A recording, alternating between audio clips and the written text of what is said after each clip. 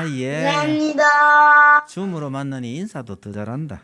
고마워요. 네. 자, 우리 어른들은 이사야 50장 말씀을 보겠습니다.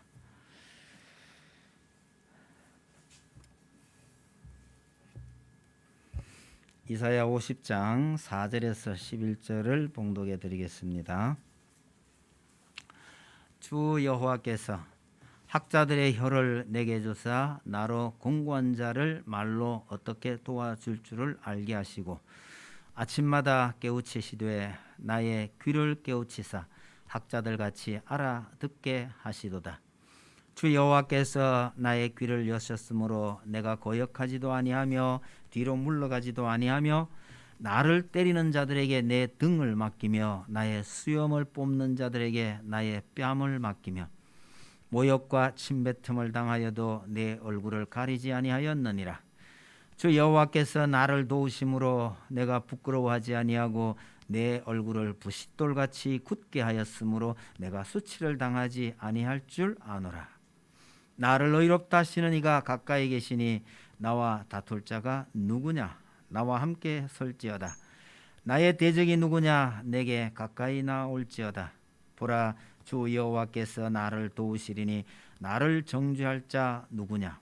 보라, 그들은 다 옥과 같이 헤어지며 좀이 그들을 먹으리라. 너희 중에 여호와를 경외하며 그의 종의 목소리를 청종하는 자가 누구냐? 흑암 중에 행하여 빛이 없는 자라도 여호와 이름을 의뢰하며 자기 하나님께 의지할지어다. 보라, 불을 피우고 횃불을 둘러 띈 자여, 너희가 다 너희의 불꽃 가운데로 걸어가며 너희가 피운 횃불 가운데로 걸어갈지어다. 너희가 내 손에서 얻을 것이 이것이라. 너희가 고통이 있는 곳에 누우리라. 아멘. 본문 4절에 등장하는 그 학자의 혀와 학자의 귀를 인용해서 학자의 혀와 귀를 가진 메시아라는 제목으로 말씀을 드리려 합니다. 여러분, 개는 꼬리로 의사소통을 한대요. 꼬리를 이렇게 팍 쳐들고 있으면요, 한판 붙겠다는 뜻이 됩니다.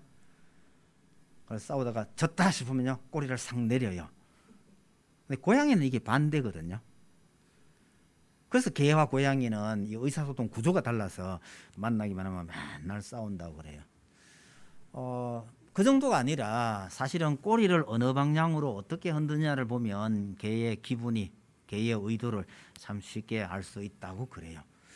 벌은 있잖아요. 어디 정보를 얻으러 나갔다 들어오면 벌통 앞에서요, 이렇게 팔자춤을 춰요. 팔자춤을 어떻게 추느냐에 따라서 어느 방향으로 얼마를 가면 꿀이 어느 정도 있다, 이런 걸 다 전달해 줄 수 있다고 합니다. 짐승들의 세계도 나름대로는요, 의사소통하는 과정이 있긴 해요. 그럼 사람에게는 의사소통의 수단이 말이란 게 있죠. 근데 이 말이라는 게 우리는 아무런 그 느낌도 없이 뭐 자연스러운 거니까 그냥 쓸 수 있는데요, 이게 알면 알수록 정말 오묘하고 기묘한 것이 말이기도 합니다. 알면 알수록요, 진짜 기가 막히는 이 통신 기술이에요. 우리 입속에 말을 만드는 장치가 다 들어 있습니다. 어떤 동물도 이런 장치가 없어요. 그래서 사람처럼 말할 수 있는 동물은 없습니다. 가끔 뭐 말하는 앵무새, 따라하는 앵무새 뭐 이런 소리 하고 하지만 사람처럼 말이 되는 것은 아닙니다. 그리고 이 말이요, 아주 미세한 차이로 뜻이 완전히 달라져 버립니다. 경상도 말하는 그 우스개 이런 거 있죠. 가가 무슨 말인지 아시죠? 똑같은 것 같은데도요, 가가 전혀 다른 말이잖아요. 나중말을 조금 풀이한다면 이런 겁니다. 가가 이 말이죠. 가가 이 말하고요, 가가 뭔 차이예요? 인토네이션의 약간 차이인데도 뜻이 전혀 다른 말이 됩니다.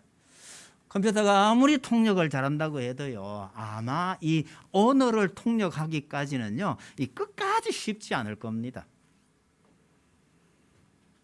언어를 혼란케 해두신 분이 하나님이시니 이게 섞이지 않도록요, 기가 막히게 꼬아놨다라는 느낌이 전 아주 강하게 듭니다. 말에 관한 이런 우스개가 있어요. 말들이 모였어요. 제일 나쁜 인간을 뽑았습니다.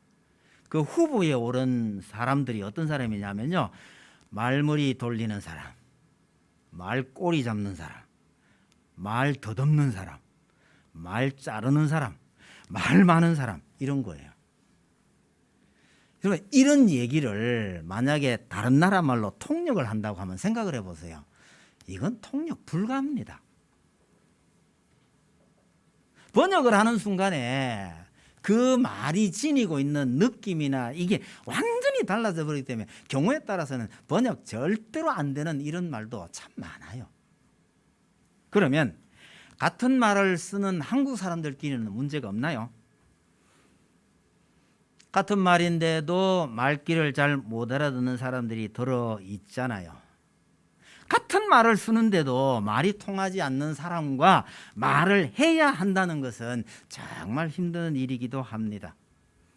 어쨌거나 이런 의사소통을 잘 하라고 하나님께서 우리에게 말을 할 수 있는 혀와 말을 들을 수 있는 귀를 주셨다는 것이 얼마나 감사한 일인지 모릅니다. 그런데 문제는요, 우리 인생이 하나님과 소통이 잘 안 되었던 모양입니다. 물론 과거의 이야기니까 이스라엘 백성들 이야기죠. 하나님께서 그렇게 소통할 수 있는 장치를, 정말 좋은 장치를 주셨음에도 불구하고 이스라엘이 하나님과 소통을 잘 못했던 모양입니다. 그래서 하나님의 말씀을 잘 알아듣지 못하는 우리 인생들에게 학자의 혀와 학자의 귀를 가진 메시아를 보내주시겠다고 약속하시는 대목이 오늘 이 본문입니다. 이것이 얼마나 큰 은혜인지 한번 살펴보려고 합니다. 여러분, 이사야는 이스라엘 백성들이 하나님의 말씀을 도무지 알아듣지 못하는 것에 대해서 책망을 많이 합니다. 그 중에 가장 대표적인 것이요, 이사야 1장에 나오는 말씀입니다. 소는 그 임자를 알고 나귀는 그 주인의 구유를 알건만은 이스라엘은 알지 못하고 나의 백성은 깨닫지 못하는도다 하셨습니다. 아니, 짐승들도 주인을 알아보는데 어떻게 내 백성은 자기 주인을 못 알아보느냐. 5장엔 또 이런 말씀이 나와요. 극상품 포도나무를 심었건만 들포도를 맺었도다 이럽니다. 극상품 포도나무를 심었는데 들포도를 맺는다는 거, 이게 있을 수 없는 일이에요. 그런데 내 백성은 어떻게 이 모양이냐. 하나의 비유죠. 하나님께서 아무리 사랑한다고 해도 이스라엘은요, 뭐라고 하느냐면 하나님께서 우리를 버렸다 이러는 거예요. 하나님께서 징계를 좀 심하게 하셨습니다. 그랬더니 하나님께서 우리를 팔았다 이러시는 거예요. 이런 이스라엘 백성들에게 학자의 혀와 귀를 가진 메시아를 보내서 알아듣게 하시겠다, 그렇게 말씀하셔요. 우리가 잘 아는 대로 이 메시아는 예수 그리스도십니다. 예수 그리스도께서 이 땅에 오셔서 많은 사역을 하셨는데 그것을 이사야는 딱 두 단어로 요약을 했습니다. 혀 사역과 귀 사역, 이런 거죠. 여러분, 예수님의 그 놀라운 사역을요, 딱 이 두 글자로 표현할 수 있다는 게 이게 참 기가 막히는 표현력입니다. 여러분, 이사야서는 어떤 이런 식의 문학적인 탁월함이 보이는 책이거든요. 그래서 이사야가 전해주는 메시아에 관한 그 메시지 자체가 엄청 놀랍지만 문학적인 측면에서 이사야를 쭉 들여다보시면 너무너무 재밌습니다. 어떻게 이런 것을 이렇게 표현했을까 싶을 만큼 놀라운 표현들이 굉장히 많은 것이 이사야서입니다. 관심을 갖고 한번 읽어보시기를 권합니다. 제가 신학교 가기 오래전에 성경을 펴놓고 이제 공부를 한다고 다 폼 잡고 있었는데 그해 여름에 아마 이사야를 한번 공부를 하겠다라고 이제 폼을 잡고 이사야서 딱 펴놓고 폼 잡고 있는데 어떤 목사님이 지나가다가 우리 집에 들렀어요. 그때 뭐 전 집 사고 그분은 훌륭한 목사님이신데 후배였어요. 딱 보더니 집에 예고 없이 들어왔다가 딱 보더니 참 집사밖에 안 되는 선배님이 뭐 목사 기죽일 일이 있어요. 왜 또 이걸 펴놓고 앉았어요? 제가 답변을 그렸어요. 나 잘못한 거 없다. 그냥 오늘 방학도 됐고 했으니까 이번 방학 때 이 이사야서 한번 떼볼까 싶어서 딱 펴놓고 있는데 네가 타이밍을 잘못 잡아서 들어왔을 뿐이지 난 죄 없다. 그랬던 기억이 납니다. 그런데 그해 여름에요. 제가 이사야서 못 읽었어요. 도저히 혼자서 공부할 수 있는 책이 아니더라고요. 그리고 그 후에 얼마 뒤에 신학교를 갔는지 제가 좀 분명치는 않습니다만은 신학교 가서 내가 이 신학교 마치고 난 다음에 이사야서를 다시 한번 제대로 공부를 해야 되겠다 이러면서 했는데 그 사이 실력이 좀 늘었는지요. 이사야를 찬찬히 공부하면서 제가 얼마나 감동을 많이 받았는지 모릅니다.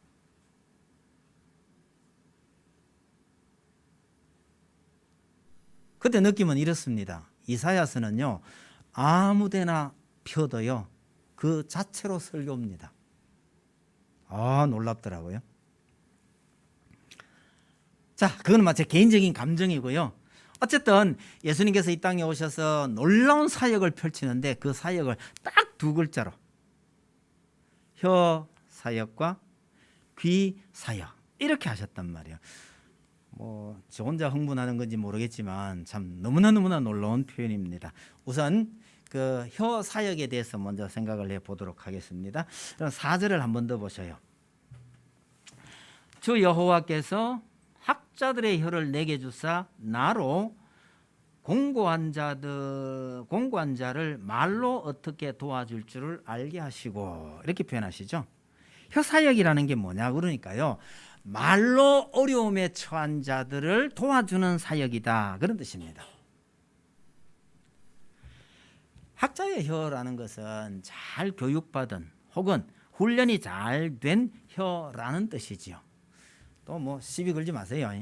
학자라고 말 잘하는 거 아니더라 이러면 저도 할 말이 없습니다. 왜? 요즘은 학자뿐만 아니라 전문가라고 하는 사람들이 이 말 실수가 너무 많거든요. 요즘은 학자들이 너무 많아지거나 학자되기가 쉬워서 그랬는지는 모르겠습니다만은 여하튼 이사야가 이 말씀을 전해줄 때 이 학자의 혀라는 것은요 하나님의 말씀을 잘 알아듣게 전하는 것을 의미합니다. 여러분 예수님의 가장 중요한 사역은요 가르치시며 전파하시는 일이었습니다. 병 고치는 일도 중요한 사역 중에 하나였지만 이건 어디까지나 부수적인 일이었습니다. 예수님께서 회당에 들어가셔서 말씀을 가르치시니까 그 고향 사람들이 뭐라 그러냐면요. 아니야, 그 목수 아들 아니야? 이랬단 말이에요. 그리고 예수님에게 와보라 했더니 예수가 누군데? 아니 나사렛에서 나오신 정말 훌륭한 선생님이야 이랬더니 나사렛에서 무슨 선한 것이 나올 수 있냐? 그 촌놈들 사는 갈릴리에서 무슨 선생님이 나올 수 있겠냐? 이렇게 얕잡아 본 사람들도 있었습니다. 그러나 말귀를 알아듣는 사람들에게 예수님의 가르침은요 정말 차원이 달랐습니다. 지금까지 우리를 가르쳤던 랍비나 바리새인들이 가르치는 말씀과는 전혀 달랐다는 감격이 있었단 말이에요. 서기관이나 바리새인들이요 예수님을 비방하면서 당신은 율법을 폐기 처분하려고 하는 거 아니냐라고 물었을 때에 예수님은 나는 율법을 폐하러 온 것이 아니요 완전하게 하려 한다고 말씀하셨던 겁니다. 그러니까 서기관들이나 바리새인들의 생각과 예수님의 가르치는 말씀은요 이게 엄청 차이가 있었던 거죠. 받아들이는 사람에게는 너무너무 놀랍고 감격스러운 말씀이었지만 그걸 받아들이지 못하는 사람에게는요 율법을 완전히 패하려고 온 것처럼 보였더라, 그런 얘기입니다. 예수님을 공격하는 자들이 율법에는 이렇게 돼 있는데 선생님은 어떻게 하시렵니까? 라고 물었습니다. 율법 조문에만 사로잡혀 있던 율법주의자들에게 율법의 진정한 의미는 그 단어 하나하나에 있는 것이 아니라 진짜 사랑이 율법의 기본 정신이라고 가르쳤으니요, 어떤 사람들에게는 예수님이 율법의 파괴자로 보였지만 어떤 분들에게는요, 그야말로 신세계를 가르쳐 주신 것이나 마찬가지입니다. 그랬기 때문에 그 옛날 그렇게 많은 사람들이 예수님을 따라다녔던 것도 이해가 되는 거죠. 오늘날 오빠 부대 이상으로 많은 사람들이 예수님을 따라다녔던 것도 바로 이 혀 사역의 결과이었다는 겁니다. 여러분, 예수님의 혀 사역의 결과는 한마디로요, 구약을 신약으로 바꾸어 버렸습니다. 구약과 신약이 어떤 차이인지를 잘 못 느끼는 그리스도인들이 참 많이 있어요. 우리 성도들은 확실히 이해하실 수 있기 바랍니다. 이걸 비유로 이렇게 말하면 될지 안 될지 저도 자신은 없는데요, 구약은 그림자를 보고 따라갔다면 신약은 실체를 보고 있는 겁니다.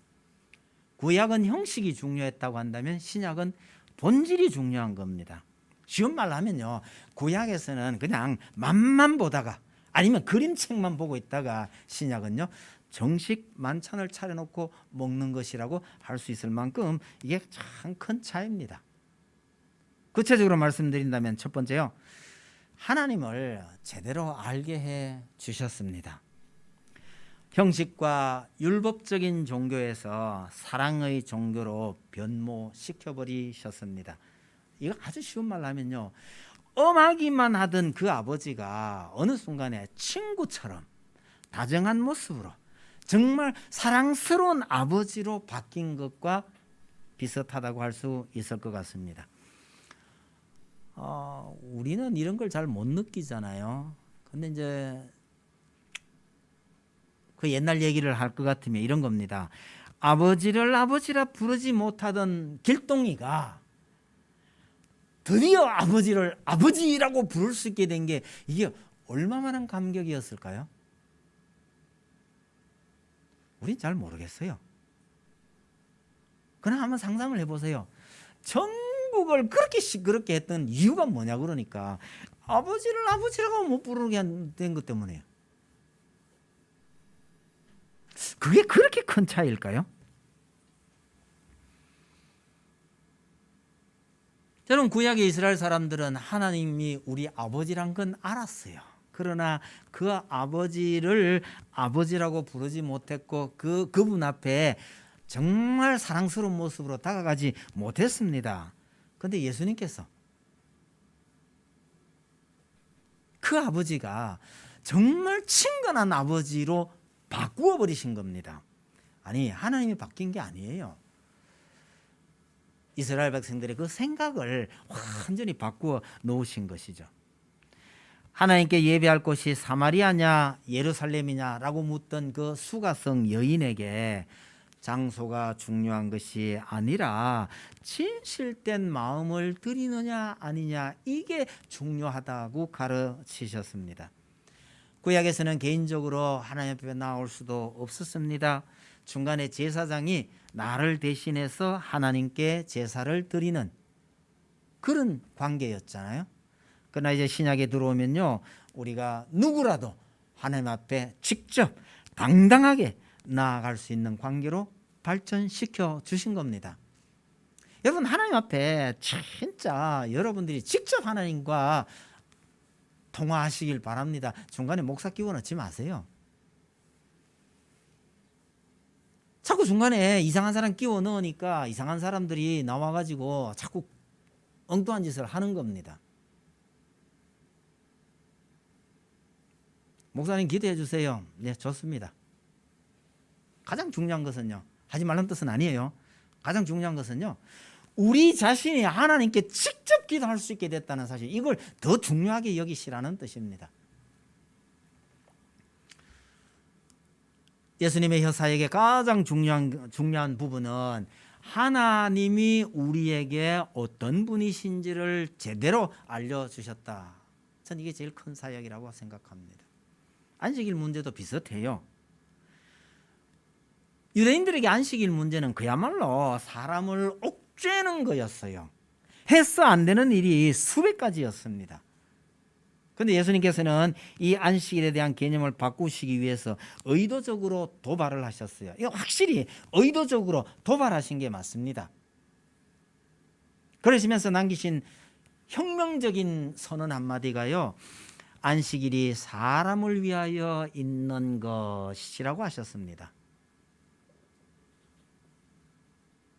사람이 안식일을 위해서 있는 것이 아니고 안식일이 사람을 위해서 있는 것이다. 이렇게 가르침으로 해서 안식일을 하나님과 더불어 즐거워할 수 있는 날로 바꾸어 버리셨습니다. 이게 얼마나 혁명적이었으면요, 바리새인들이 예수님을 죽여야 되겠다고 생각했던 첫 번째 이유가 바로 이 안식일 문제였어요.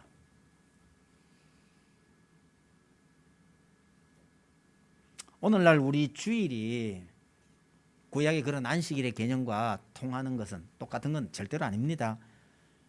그러나 예수님의 이 가르침을 우리가 기억한다면 주일이라는 것이, 하나님께 예배드린다는 것이 정말 우리에게 소중할 뿐만 아니라 귀하고 즐겁고도 즐거운 일이 되기를 바랍니다. 예수님께서 그걸 가르쳐 주셨어요.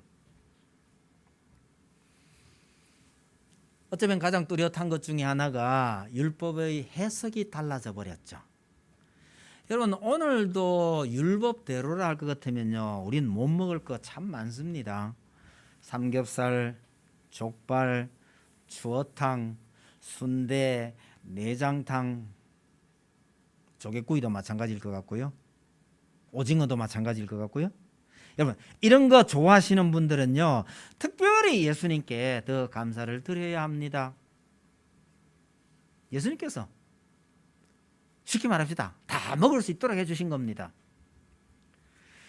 예배가 1시간만 넘어가면요, 길다고 힘들어 하시는 분들도 정말 예수님께 감사드려야 합니다. 만약 지금도 우리가 짐승을 잡아서 제사를 드린다면요, 그게 1시간만 걸리겠어요? 이런 일을 자세하게 기록해둔 레위기를 정말 은혜로운 책으로 바꾸어 주신 겁니다. 지금도 예수님께서 우리에게 가르쳐 주신 그 의미를 잘 모른 채 레위기를 읽으면요, 세상에 이걸 왜 읽어야 하냐, 왜 이런 걸 읽기 정말 힘든 책이 될 수 있습니다. 그러나 예수님께서 가르쳐 주신 그 뜻을 이해하고 읽으면 어떤 분 표현처럼요, 레위기만큼 은혜로운 책이 잘 없더라, 이런 고백이 나오는 거예요. 왜 똑같은 책이 어떤 사람에게는 너무너무 힘든 책이 되고 어떤 사람에게는 그렇게 은혜 넘치는 책이 됩니까? 예수님의 혀 사역을 제대로 이해했느냐 못했느냐의 차이이기도 합니다. 이 혀 사역의 또 다른 측면을 말씀드리면, 선하고 아름다운 말로 불쌍한 자나 어려움에 처한 자를 도와주는 것이라고 할 수가 있습니다. 여러분, 건강한 자에게는 의원이 쓸데없고 병든 자라야 의원이 쓸데있느니라 이러십니다. 건강한 사람들은요, 이런 구절에 감동을 안 받아요. 그런데 아파서 서러움을 겪어본 사람은요, 이 말을 들으면 눈물이 납니다. 제가 군에 있을 때 늑막염을 알아서 후송을 갔습니다. 마산통합병원에 갔는데요, 의사 면담 날짜가 적혔다고 몇 시까지 의사 만나러 오라고 그러잖아요. 그래서 똑똑하고 문을 두들겼더니 들어와 하시더라고요. 그래 문을 열고 딱 들어가는데요, 야 스톱! 이러더만은요, 오지 말래요. 그러더니 서랍을 막 열더니만 마스크 딱 끼고 뭐 이러더니 일로 와! 이러더라고요. 제 평생에 잊을 수 없는 기억 중에 하나가 그겁니다. 내가 무슨 문디가, 그 순간에 가졌던 느낌이 그거예요. 그러면서요, 야, 의사가 환자를 저렇게 대해가지고 참 군대 군의관이니까 군의관 노릇하지 저게 민간병원에서 저랬다가는요 손님 하나도 안 하겠다 그런 느낌을 제가 받았던 적이 있습니다. 여러분 내가 아픈 것 때문에 내가 환자가 돼서 이런 어떤 느낌을 가지고 있던 사람에게요 건강한 자에게는 의원이 있을 때 없고 병든 자라야 의원이 있을 때 있느니라. 이게 어떤 감동을 줄 것인지는 죄송합니다. 아파봐야 아는 거예요. 특별히 이번에 저희 어머님 뭐 갑자기 다치시는 바람에요 응급실을 4군데를 쫓아다녔습니다. 응급실 4군데 뛰어다니는 것이요 얼마나 힘든지 아세요? 무심코 혈압을 재봤더니요 제 태어나서 최고로 높은 혈압이 나오더라고요.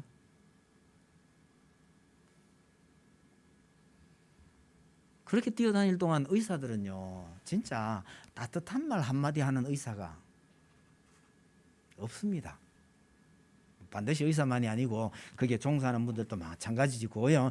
저 물론 그런 거 기대하지도 않지만 그 와중에 한 며칠 동안 생고생을 하면서도요 참 존경할 만한 의료인이다라고 느낌이 드는 사람이 한 사람도 없었습니다. 뭐 어쩌겠어요. 그게 정상이니까.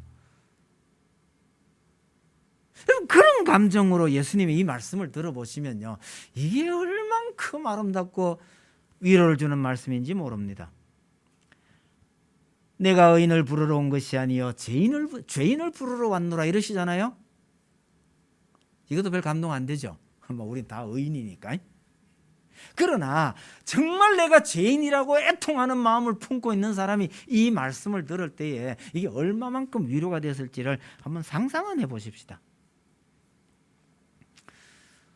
돌아온 탕자의 이야기나 99마리 양을 집에다 버려둔 채 집 나간 한 마리를 찾아서 나간 이 목자의 이야기가 얼마나 아름다운 얘기인가요? 하나님의 사랑 이야기입니다.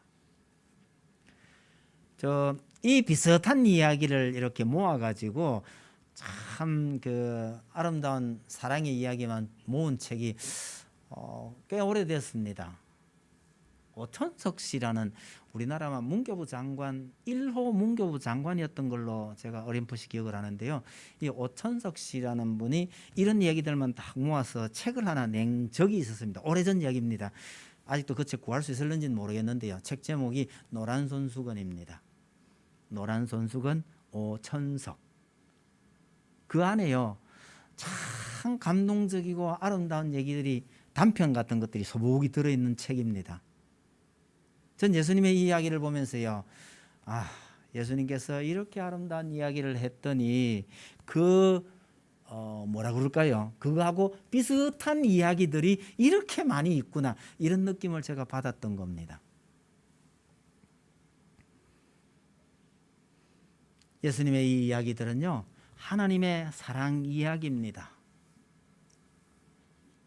예수님의 이런 효사역을 보면서 우리는 어떤 말로 어떻게 어려운 형제를 위로하고 사는지를 한번 좀 돌아봤으면 좋겠다 그런 생각이 듭니다. 두 번째로요 예수님의 이 학자의 귀사역에 대해서 생각해 보십시다. 효사역은요 도와주는 사역입니다. 귀사역은요 5절 한번 보실까요? 주 여호와께서 나의 귀를 여셨으므로 내가 거역하지도 아니하며 뒤로 물러가지도 아니하며 나를 때리는 자들에게 내 등을 맡기며 나의 수염을 뽑는 자들에게 나의 뺨을 맡기며 모욕과 침뱉음을 당하여도 내 얼굴을 가리지 아니하였느니라. 요약하면요 무슨 말인지 잘 알아듣고 순종하겠다라는 뜻입니다. 누구의 말을 알아들은 거죠?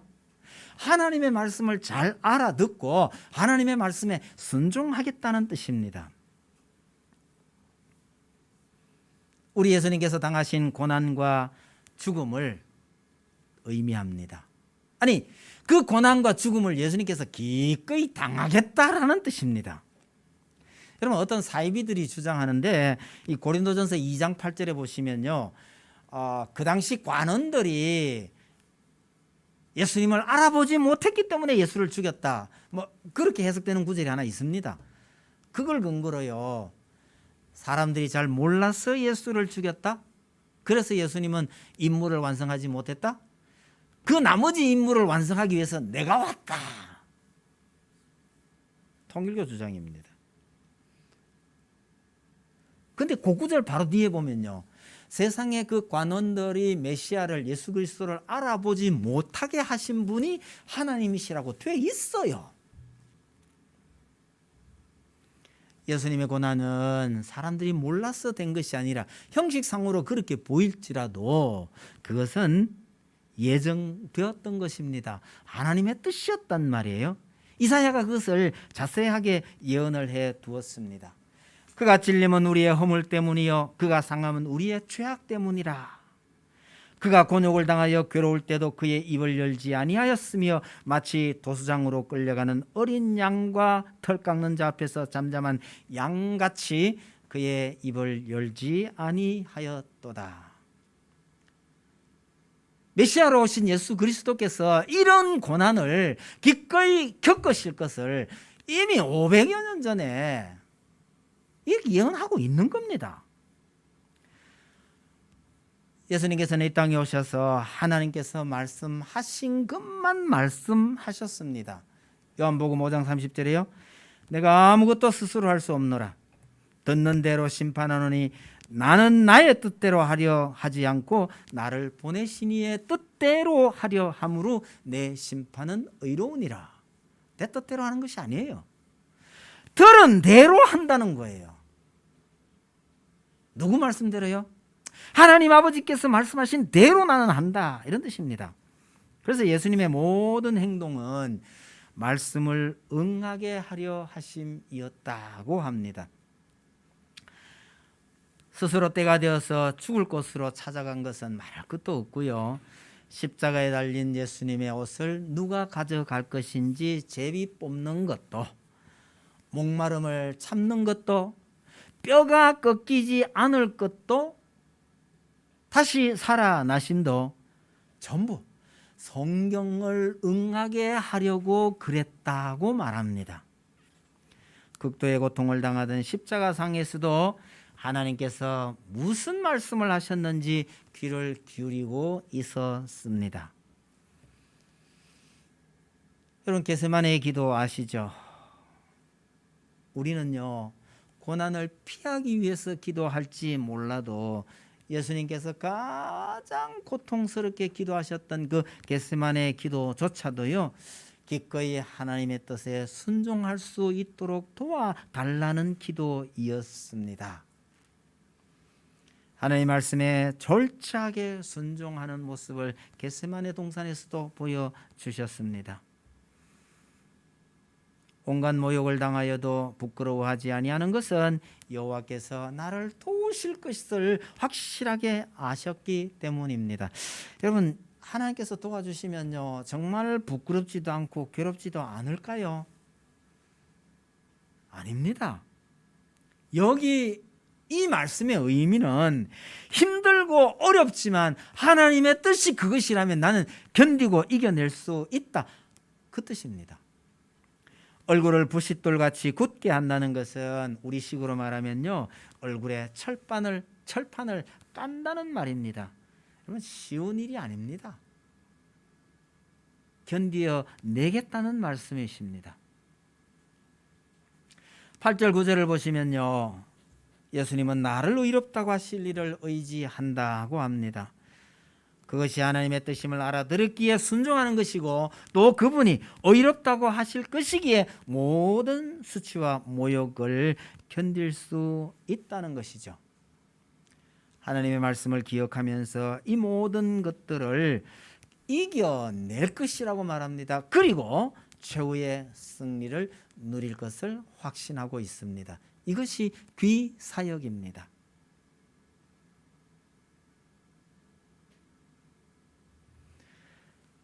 하나님께서는 도무지 말귀를 못 알아듣는 자기 백성에게 학자의 혀와 학자의 귀를 가진 메시아를 보내주셨습니다. 그 덕분에요, 우리는 하나님을 잘 알게 되었고 구원의 길에 들어서게 되었습니다. 예수님께서 보여주신 그 혀와 귀의 모습이 어쩌면 모든 인생이 본받아야 할 표본이 아닐까 생각해 봅니다. 하나님의 말씀을 잘 새겨 듣고 형제에게 예쁘게 말하면서 사는 것이 성도의 삶 아니겠는가 그렇게 생각합니다. 근데 우리 귀는 좀 다르죠. 들리는 대로 듣는 것이 아니라 듣고 싶은 대로 듣는 수가 참 많아요. 어린아이일수록 더욱 그렇죠. 자기에게 유리한 것만 듣고 기억을 해요. 이래서는 성숙한 성도라고 할 수가 없을 것 같습니다.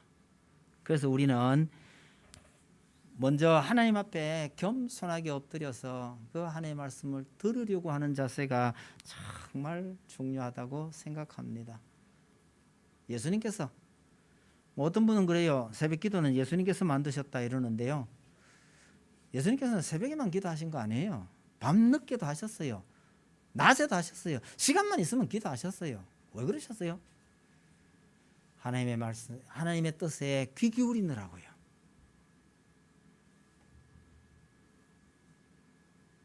하나님 앞에 겸손하게 드리려고 하는 자세가 참 중요합니다. 그래서 우리 모든 성도들이 하나님을 잘 알고 그다음에요 하나님에게 순종할 뿐만 아니라 그렇게 안 사실을 우리 형제들에게 알리고 형제들을 예쁜 말로 도울 수 있는 그런 성도들이 다 되었으면